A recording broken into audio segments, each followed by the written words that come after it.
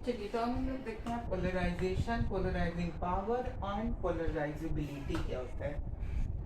Polarisation को ऐसे समझो, पोलराइजेबिलिटी को ऐसे कि जब भी हम लोग जब भी जो कटायन होता है और जो अनायन होता है वो एक दूसरे के पास आता है, जब कटायन और अनायन एक दूसरे के पास आता है तो वो दोनों एक दूसरे को क्या करता है, अट्रैक्ट करता है। कटायन जो है वो अनायन को अपनी तरफ खींचता है।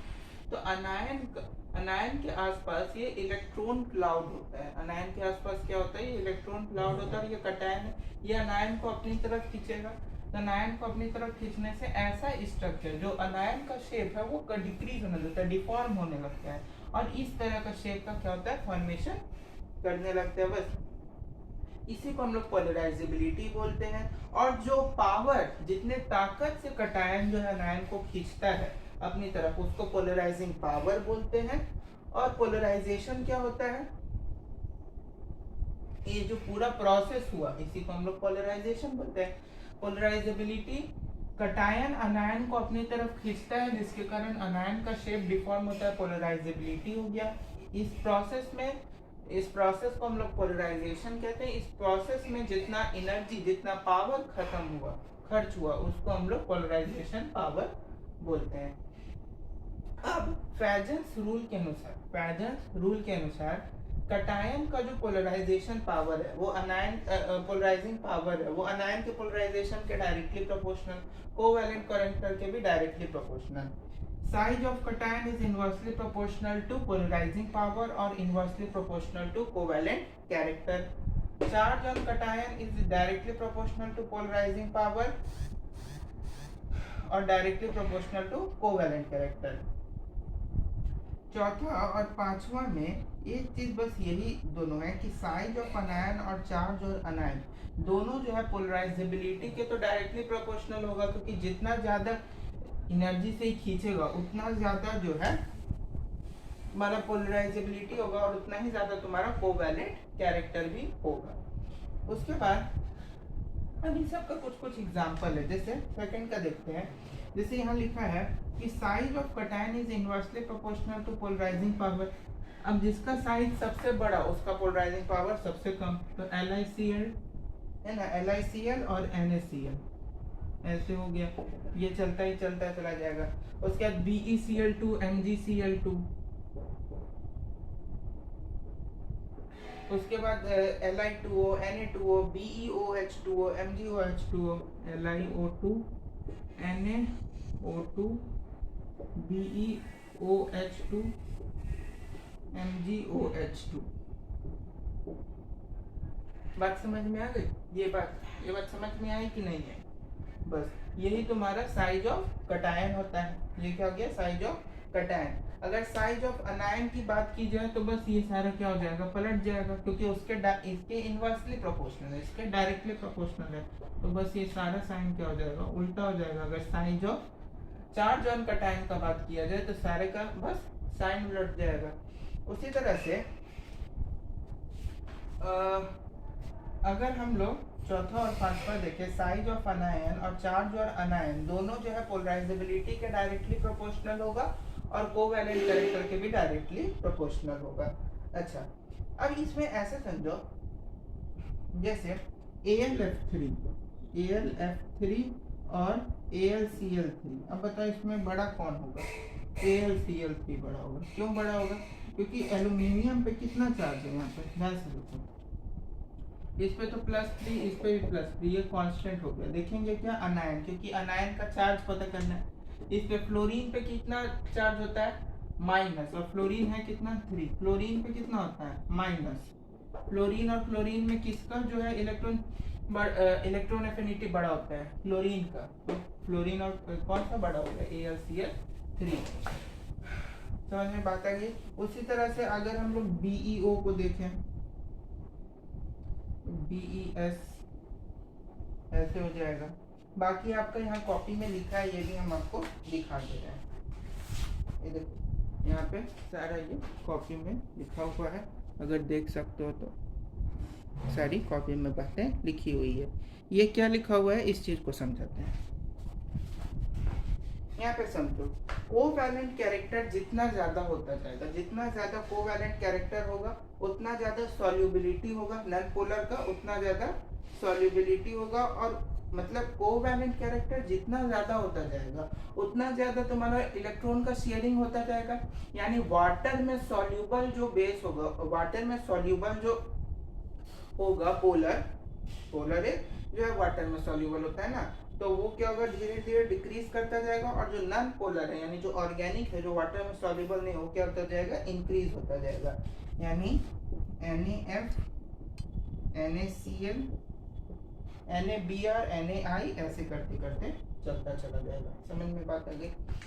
उसके बाद एक टर्म में आता है स्यूडो इनर्ट गैस कॉन्फ़िगरेशन। क्या pseudo inert gas configuration? Pseudo inert gas configuration क्या होता है इसको बताते हैं। देखिए स्यूडो इनर्ट गैस कॉन्फ़िगरेशन क्या होता है।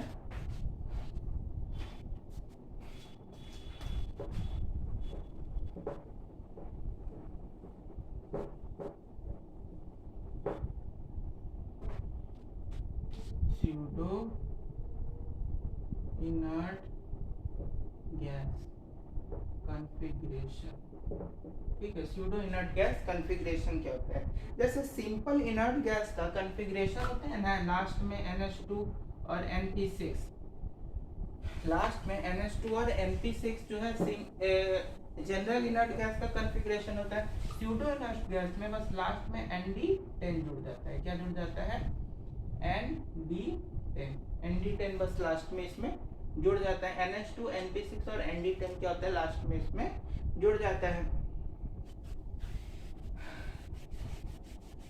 अच्छा, इसमें एक और चीज याद रखना है कि जैसे अगर स्यूडो इनर्ट गैस जो कॉन्फ़िगरेशन है, अगर सेंट्रल एटम क्या इसमें होगा, MgCl2 BeCl2 में Be तुम्हारा सेंट्रल एटम, MgCl2 में Mg तुम्हारा सेंट्रल एटम। अगर इन दोनों में अगर सेंट्रल एटम जो है वो इनर्ट गैस का कॉन्फ़िगरेशन शो करता है, अगर सेंट्रल एटम इनर्ट गैस का कॉन्फ़िगरेशन शो करेगा, तो जो पोलराइजिंग पावर होता है वो कोवैलेंट कैरेक्टर के डायरेक्टली प्रोपोर्शनल होता है। जो पोलराइजिंग पावर है वो कोवैलेंट कैरेक्टर के डायरेक्टली प्रोपोर्शनल होता है। इसको ऐसे समझो जैसे CuCl2 है, CuCl2 है और NaCl है, NaCl2 है, CuCl2 सॉरी NaCl है।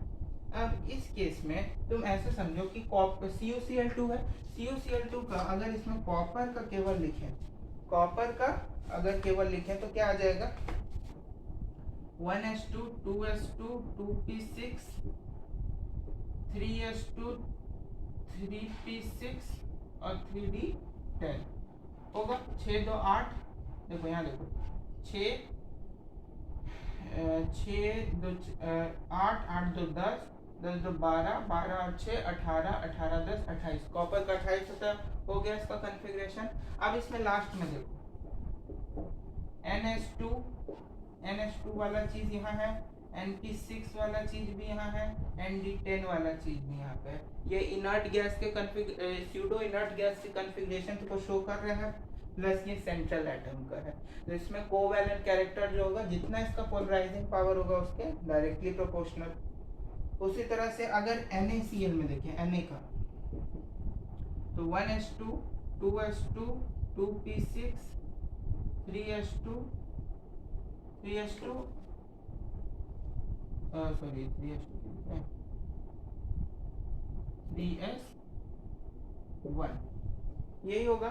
अब यहाँ देखो लास्ट में किसका कॉन्फ़िगरेशन आ रहा है, सिंपली इनर्ट गैस का, तो ये इनर्ट गैस का कॉन्फ़िगरेशन हुआ, और लास्ट में अगर D10 जुड़ जाएगा तो वो क्या हो जाएगा, स्यूडो इनर्ट गैस का कॉन्फ़िगरेशन। तो इसका ऑर्डर लिख दें, ऑर्डर ऑफ कोवैलेंट कैरेक्टर क्या हो जाएगा, अगर कॉपर क्लोराइड और NaCl में देखें तो किसका कोवैलेंट कैरेक्टर बड़ा होगा, CuCl2 का बड़ा होगा NaCl से, CuCl का बड़ा होगा NaCl से। उसी तरह से AgCl का अगर देखें तो KCl से बड़ा होगा। Ag क्या होता है सिल्वर, Ag का बड़ा होगा किससे, KCl से। उसी तरह से अगर तुम BaCl2 देखो, यहाँ और का लिखा हुआ है तो वही बता रहे हैं SnCl2 का MgCl2 से बड़ा होगा। उसी तरह से कैडमियम क्लोराइड CdCl2 का बड़ा होगा कैल्शियम क्लोराइड CaCl2 से। और वही अगर इसका अपोजिट होगा, यानी अगर ये इनवर्सली प्रोपोर्शनल होता कोवेलेंट कैरेक्टर के, तो बस ये वाला साइन क्या होता है, चेंज कर जाता है। लेकिन यहाँ पे पोलराइजिंग पावर के कोवेलेंट कैरेक्टर डायरेक्टली प्रोपोर्शनल है, तो कॉपर क्लोराइड या सोडियम क्लोराइड से कम होगा उसका पावर, पोलराइजिंग पावर।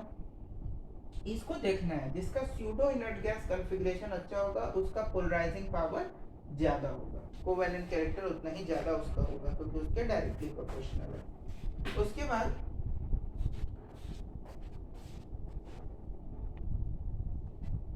चलिए, तो हम देखते हैं, हम लोग पढ़े थे कि 3 तरह का तो बॉन्ड होता है, लेकिन 2 और होता है। एक होता है सिग्मा बॉन्ड, एक होता है पाई बॉन्ड। इसको क्या बोलते हैं, सिग्मा बॉन्ड, और इसको बोलते हैं पाई बॉन्ड। सिग्मा बॉन्ड जो होता है ये जो है एस और पहली बात की इंड टू इंड ओवरलैपिंग से बनता है। क्या बनता है, end to end overlapping. Atomic structure में 4 ऑर्बिटल्स था sp-d-f, उन चारों का शेप पता है, जैसे s का स्फेरिकल होता है, p का डम्बेल, d का डबल डम्बेल होता है, और f का कॉम्प्लिकेटेड होता है। तो इन टू इंड ओवरलैपिंग से जो बॉन्ड बनता है उसको सिग्मा बॉन्ड बोलते हैं, और साइड वाइज ओवरलैपिंग से जो बॉन्ड बनता है उसको पाई बॉन्ड बोलते हैं। सिग्मा बॉन्ड जो है वो केवल s ऑर्बिटल फॉर्म करता है। s ऑर्बिटल जो है वो केवल सिग्मा बॉन्ड का फॉर्मेशन करता है, और s के साथ साथ p ऑर्बिटल जो है वो पाई बॉन्ड का फॉर्मेशन करता है। सिग्मा बॉन्ड हमेशा अकेले होगा और पाई बॉन्ड हमेशा सिग्मा बॉन्ड के साथ होगा, क्योंकि सिग्मा केवल जो s ऑर्बिटल है वो केवल सिग्मा बनाता है, और s और p दोनों मिलके पाई ऑर्बिटल का भी फॉर्मेशन करते हैं। उसके बाद सिग्मा बॉन्ड जो होता है वो कम रिएक्टिव होता है। कम रिएक्टिव होने का मतलब वो बहुत ज्यादा स्टेबल होता है, और ये ज्यादा रिएक्टिव होता है। पाई बॉन्ड बहुत ज्यादा रिएक्टिव होता है, जिसके कारण ये कम स्टेबल होता है, जिसके कारण ये कम स्टेबल होता है। समझ में बात आई?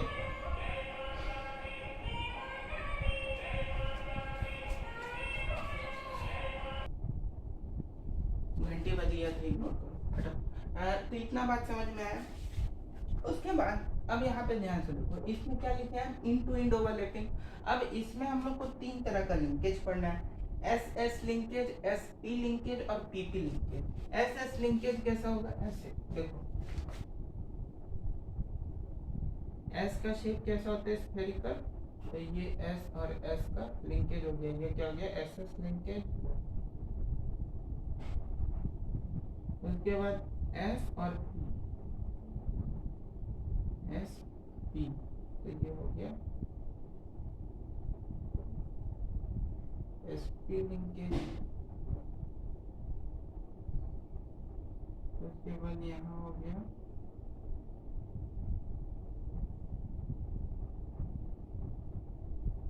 ये हो गया तुम्हारा PP लिंकेज।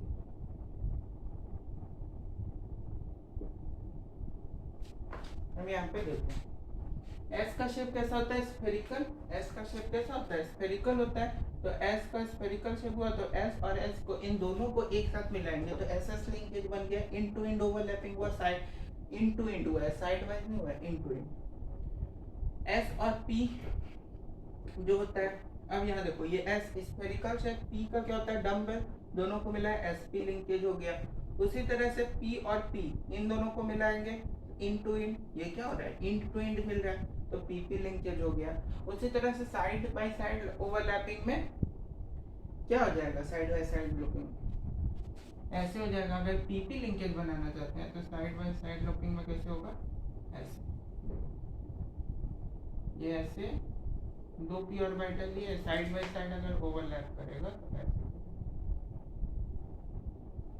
बात समझ में, साइड बाय साइड ओवरलैपिंग हुआ, इसमें क्या हुआ, साइड बाय साइड ओवरलैपिंग हुआ। यहाँ पे इन टू इंड ओवरलैपिंग किसमें होता है, सिग्मा बॉन्ड में, और इसमें साइड बाय साइड ओवरलैपिंग हुआ। अब इसको एग्जांपल की मदद से और अच्छे से समझाते हैं। अच्छा, एक चीज और इसमें ध्यान देना है कि सिग्मा बॉन्ड जो है वो क्या होता है, अकेले रह सकता है, यानी कि ये इंडिपेंडेंट है।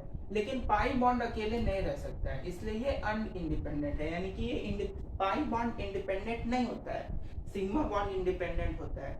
अच्छा, एक चीज और देखो कि अगर कोई चीज साइड वाइज अगर ओवरलैपिंग है, जैसे ऐसे अगर ओवरलैपिंग है तो इसको तोड़ना आसान है एज कम्पेयर टू ऐसे अगर एकदम है, ऐसे एकदम है, जैसे इंड टू इंड में क्या है, एक दूसरे में एकदम ऐसे है, एकदम ऐसे एकदम जुड़ा हुआ है, तो इसको तोड़ना मुश्किल है, ये इसको तोड़ना मुश्किल है। तो जो चीज को तोड़ना मुश्किल है वो स्ट्रॉन्गर होता है, यानी सिग्मा बॉन्ड स्ट्रॉन्गर।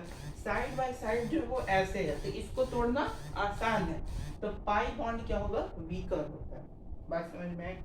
ऑक्सीजन का अगर हम लोग बनाए तो O2 का, तो ऑक्सीजन का एटॉमिक नंबर 8 1s2 2s2 और 2p कितना हो जाएगा 4, 1s2 2s2 2p4। अब देखो, अब s के साथ साथ p में भी इलेक्ट्रॉन गया है, तो इसका हम लोग सबसे पहले तो कोवैलेंसी लिख लें। s में कितना इलेक्ट्रॉन, 1, p का कितना बॉक्स होता है 3, तो s में 2 इलेक्ट्रॉन है, p में कितना है 4, 1 2 3 और ये 4। कोवैलेंसी कितना 1 पे 2 है, तो कोवैलेंसी 2 हो गया, कोवैलेंसी कितना हो जाएगा 2। अब कोवैलेंसी हम लोग को पता चल गया 2। अच्छा, इसमें S भी है, S भी है, PX भी है, PY भी है और PZ भी है, PZ भी है। तो इसमें क्या करेंगे, 2 को बनता है। अब देखो, ये ऐसे कर दिए,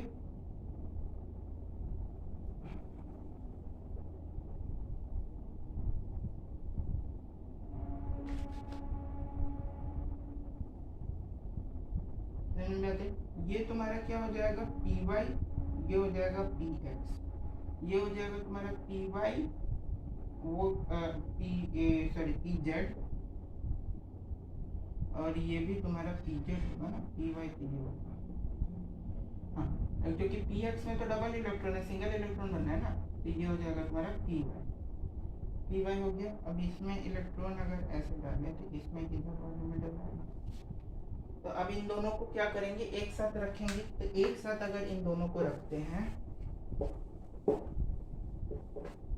तो अगर एक साथ इसको अगर हम लोग रखें, इसको देखो,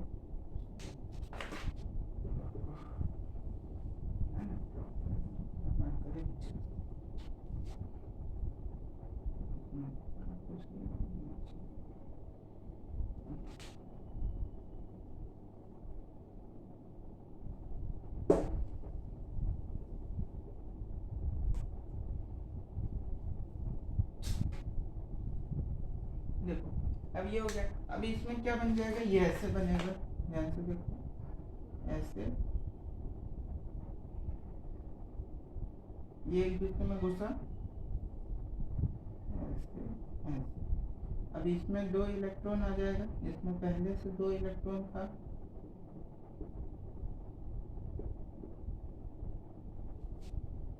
ये बन गया, बस ये ऑक्सीजन का स्ट्रक्चर बन गया। ठीक उसी तरह से तुम्हारा यहाँ पे देखो, अगर ध्यान से देख सकते हो यहाँ पे, तो ये देखो नाइट्रोजन का नीचे बनाया हुआ है, चाहो तो स्क्रीनशॉट ले लेंगे, ठीक है। उसके बाद उसी तरह से जैसे CO2 है, CO2 में तुम्हारा 2 सिग्मा बॉन्ड होगा और 2 पाई बॉन्ड होगा।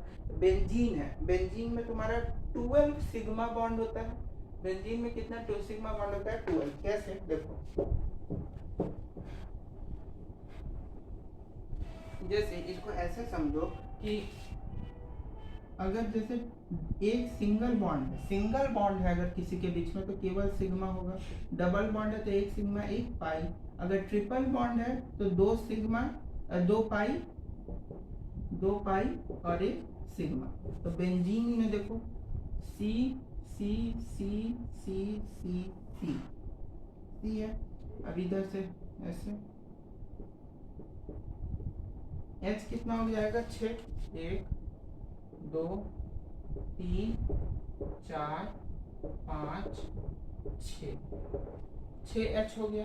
H कितना हो गया 6, H कितना हो गया 6 हो गया। अब काउंट करो यहाँ पे कितना सिग्मा, सिग्मा ऐसे ही 6 हो गया, 1 2 3 4 5 6 7 8 9 10 11 12, तो 12 सिग्मा हो गया।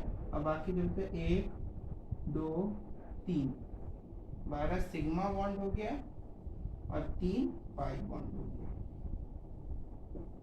डबल अगर कहीं है तो 1 सिग्मा 1 पाई, सिंगल कहीं है तो केवल सिग्मा।